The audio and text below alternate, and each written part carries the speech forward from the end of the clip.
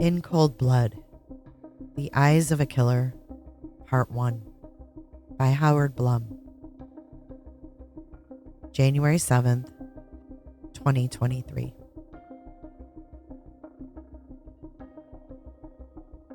Suppose you wanted to kill someone. That would be easy. There are a lot of ways. But suppose you wanted to kill 4 people, all in the same house, all within moments of one another, and you chose to use a knife. That could help eliminate the noise, but it would require skill, strength, and endurance. Murder is hard work, especially if people fight back. Then there's the really big obstacle. You want to get away with it. You're determined to stab 4 people living in a single home in the still of the night and then disappear without leaving a clue to your identity. Now that's a more difficult challenge.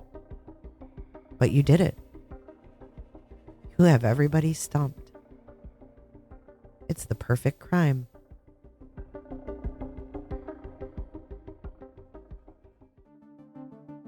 That's the real-life mystery that had enshrouded the pretty northern Idaho college town of Moscow, pronounced not like the Russian capital, but to rhyme with Costco. The locals, with no attempt at irony, quickly reprimand newcomers. It had been a football Saturday in mid-November, the last home game of the 2022 season for the University of Idaho Vandals. The Kibbe Dome, packed with more than 7,600 fans. And despite the disappointing loss, Saturday night was still party night for a college celebrated in knowledgeable polls as, quote, the best party school in the state.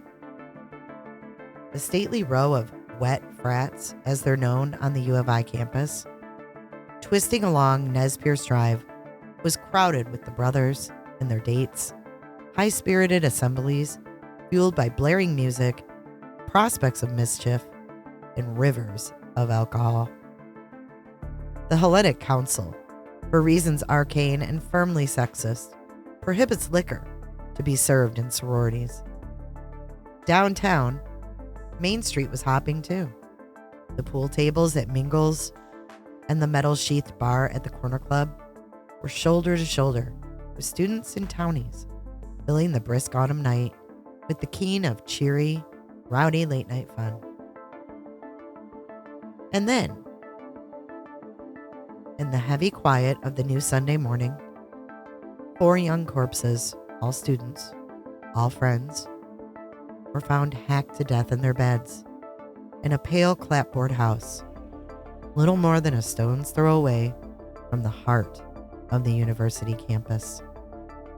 There was so much blood, it had seeped through the wooden floors and run down the building's gray concrete foundation and jagged red rivulets.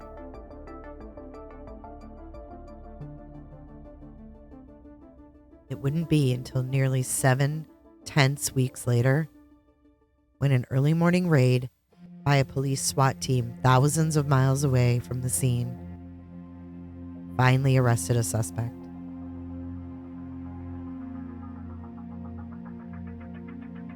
Brian Kohberger, a 28-year-old doctoral candidate in the Criminal Justice and Criminology Department at Washington State University, was pulled from his parents' home in the rural Pocono Mountains of Pennsylvania and charged with 4 counts of first-degree murder and 1 count of felony burglary.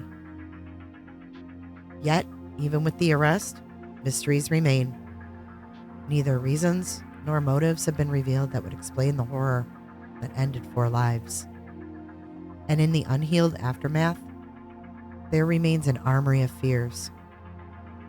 25,000 people in a once seemingly bucolic town, nestled in the rolling snow-swept hills of Idaho, still alert with suspicions, seared by the mystery of 4 perplexing deaths.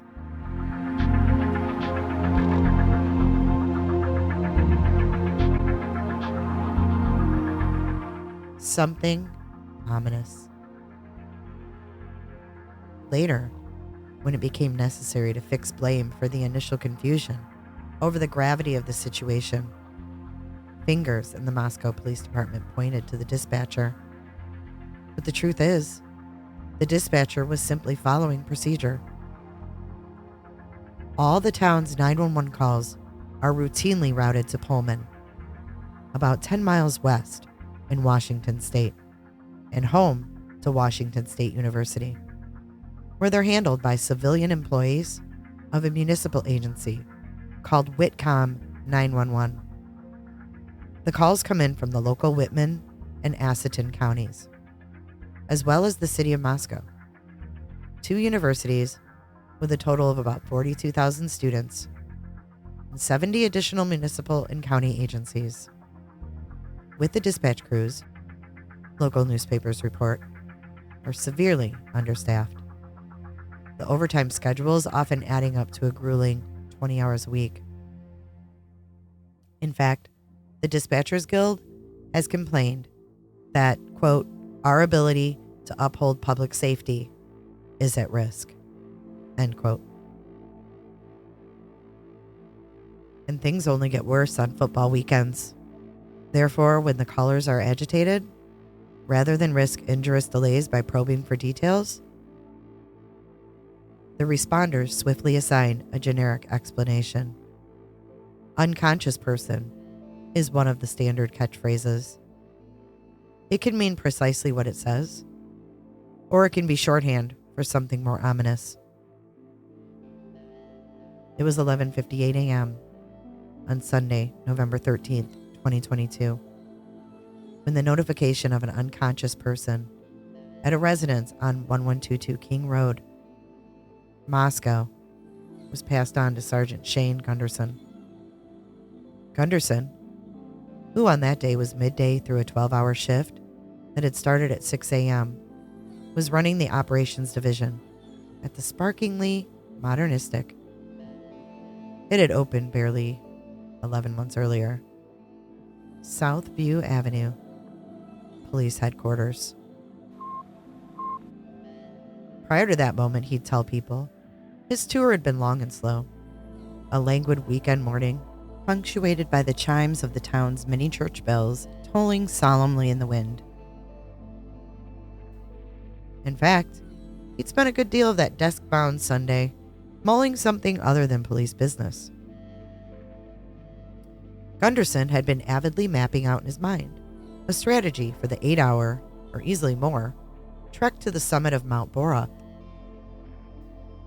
He and a friend from the University of Idaho Psych Department had been planning for the spring.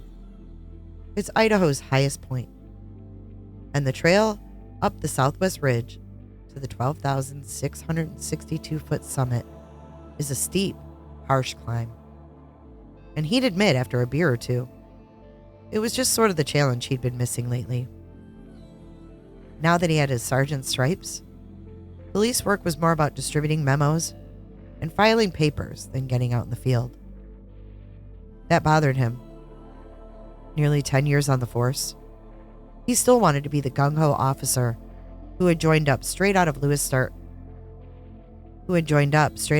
Clark State College in nearby Lewiston and worked his way up from patrolman.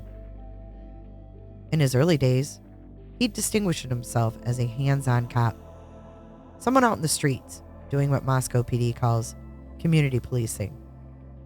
Back then, he'd scored a lot of points both in and out of the department, as well as winning Officer of the Year honor in 2017 when he single-handedly planned and organized a hot dog barbecue, bringing together the cops and local school kids. He was from the area, growing up in small-town Potlatch, and still smarting from his own childhood run-ins. He knew only too well how hard-ass cops could sour things, making things confrontational. It was his job, he'd say with determination, looking out for and working with the citizens of Moscow.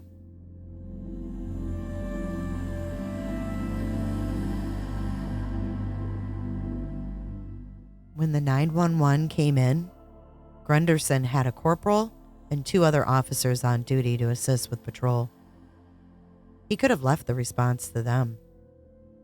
He'd tell the people with a hint of embarrassment, had no intimidation of something out of the ordinary. That morning, he was simply eager to break the monotony.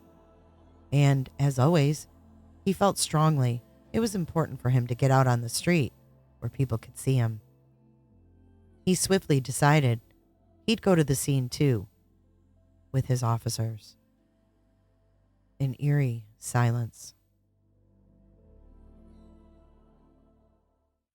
It was a quick trip. The roads leading into the university neighborhood that Sunday were empty as the classrooms. And as soon as Gunderson's black and white cruiser pulled up behind the neat row of cars parked in the driveway of the austere, cantilevered house on King Road, he immediately knew something was very wrong. It was the noise. There just wasn't any. Just an eerie, unnatural silence. A cluster of young people, university students presumably, were milling outside the open front door of 1122 like gulls on a beach. And yet they were exceptionally quiet. They weren't merely subdued. They seemed stunned, as if drained by a deep and intense shock.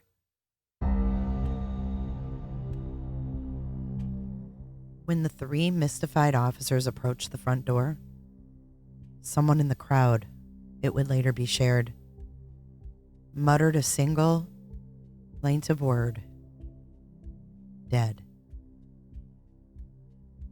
Still, Gunderson would confess to others, he was unprepared for the strong smell of blood that rose up in his nostrils the moment he walked inside. The coroner, who had once been an emergency room nurse in the earlier stage of her life, would describe the scene in press interviews as chaos. Lots of blood. Few others would even attempt to put into words what they saw. There are moments, cops will tell you, that are too profound, too unnerving to be experienced in the present. All you can do is move forward. There will be a time later to try to make sense of it all. Procedure takes precedence. It allows a protective membrane to be stretched between the real and the too real. All other thoughts, all other feelings, extraneous. And so Gunderson and his 2 officers, largely mute, almost robotic in their movements, now stepped carefully across the blood-streaked wooden floor and proceeded to inspect a crime scene. Wedged against a hill, the house rose up on 3 distinct levels from a platform base, like an ancient Persian ziggurat. The officers set out to inspect each floor. They moved cautiously, not knowing what they'd find. Yet, of course, by now they knew. The first floor, nevertheless, was a surprise. There were 2 bedrooms, and when they anxiously entered each one, there were no signs of anything out of the ordinary. Later, they would learn that the 2 university student occupants, Dylan Mortensen and Bethany Funk, had apparently slept obliviously through the carnage. It was an explanation that made no sense, unless one's life had been informed by the experience of being a college student who'd curled up in bed after a long night of drinking. However, as the staggering day wore on, Mortensen would reveal more about what happened that night. She told the authorities she had heard crying, opened her bedroom door, and saw a man in black clothes and a mask walking past her. Frozen and in shock, she stood immobile as he headed toward a sliding glass door at the back of the house. And then inexplicably, she returned to her room and locked her door until the morning. But in the daylight, things turned frantic. Mortensen and Funk first stirred from their beds sometime after 11 a.m. They found it impossible to rouse their roommates and called friends for assistance. And then in the torrents of confusion, after the friends had arrived, one of their cell phones was used to make the agitated 911 call that resulted in the unconscious person message, which was relayed to Gunderson. The trio of officers, meanwhile, proceeded with haste to the second floor. They opened the bedroom door to find two dead bodies, a male and a female. The pair was gruesomely drenched in blood. Yet both their good-looking faces had oddly been preserved like masks. Even at that probing moment, it was difficult. One of the officers would nearly wail to look at the 20-year-old pair. Xana Kernodle, a grave, sad-eyed beauty who was a Pi Beta Pi, and her happy-go-lucky, tousle-haired Sigma Chi boyfriend, Ethan Chapin, a triplet from Conway, Washington, whose surviving brother and sister also attend the university, and not consider the glow of the once rich promise that had been so viciously extinguished. At her high school graduation in Post Falls, Idaho, Xana had confidently written on her mortarboard, "For the lives I will change." On the third floor, things got, if possible, worse. In one bedroom, lying in a single bed, were two inert women, Madison Mogan and Kaylee Gonsalves. They might have been sisters. So similar were the 21-year-old's pretty Barbie doll-like sculpted features, their long cascades of thick, streaked blonde hair falling down to their narrow shoulders. Yet in death, there was one gruesome difference. Kaylee, it would be reported, had been hacked with a particular ferocity. It was as if her wild assailant, or was it assailants, had been intent on gouging out chunks of her flesh. Large punctures was how the lacerations had been described. Maddie's wounds, while no less fatal, appeared less feral, more measured, at least in comparison. Across the narrow hallway was one final door. The officers pulled it open, and at last they discovered a sign of life. A fluffy, caramel-colored dog. It was Murphy, Kaylee's frisky labradoodle. He was unharmed, not marred by even a speck of blood. A small consolation, and barely one at that, for all they had seen and were only beginning to process. A major case. And it was still the same long day of the frenzied moments and then hours that followed on the seemingly interminable Sunday. There's only so much that can be authoritatively reported. Even Gunderson and his team lost track of their efforts in the hectic swell of events. Yet this much is undisputed. Gunderson quickly called his boss, Captain Roger Lanier, the head of the 24-officer operations division. He found him, not unexpectedly for a Sunday, sitting down to lunch with his family. Lanier was a veteran cop. He had spent more than 20 years in the force in nearby Lewiston, before having been lured 6 years earlier to Moscow with a captain's rank. After all his years on the job, he'd become a steady, avuncular presence. A bald-headed, genial cop who never got flustered because, as he'd tell people, he'd seen it all in his day. But Gunderson's report left him unnerved. "It took me a second," he recalled. A sharp edge, even weeks later, to the memory. I really had to think about what I had just heard. 4 murders in Moscow, Idaho. It was so out of character. But quickly, Lanier's professionalism took control. He had 1,000 questions. Finding answers would be to follow the previously established protocols. Dutifully, he gave the orders to set up the perimeters of the crime scene, to bring in the forensic team, and to summon the coroner. It was standard in a major case. And if 4 homicides wasn't a major case, what was? To alert the Idaho State Police. And he did that too. Moscow was the responsibility of the state's District 2 Detective Office in Lewiston, the county seat, where he'd been on the job for 2 decades, and he knew many of the state detectives. There was a companionship. Still, it was a difficult conversation, but his next call was harder. The university had to be informed. It was not just that 4 students had been brutally murdered in an off-campus home, but there was no way of knowing whether the killer or killers planned to strike again. The students needed to be warned. At 2:07 p.m., a little over 2 hours after the 3 cops had entered the blood-soaked house, the University Office of Public Safety and Security sent a vandal alert email to the students and faculty. Moscow PD investigating a homicide on King Road near campus. Suspect is not known at this time. Stay away from the area and shelter in place. A shelter-in-place order requires people to take refuge in a room with no or few windows. At this point, busy hours had already quickly flown by, but despite his marathon of activities, Lanier still had not succeeded in completing one task that was at the top of his mental list. He had not been able to speak with his boss, James Fry, the chief of police.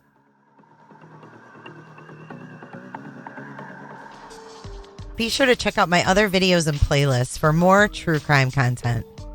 And if that's not enough, you can join our Patreon. Don't have a tinfoil hat? It's okay. We'll make you one. It's that easy. See you guys in the next video. See you later. Bye.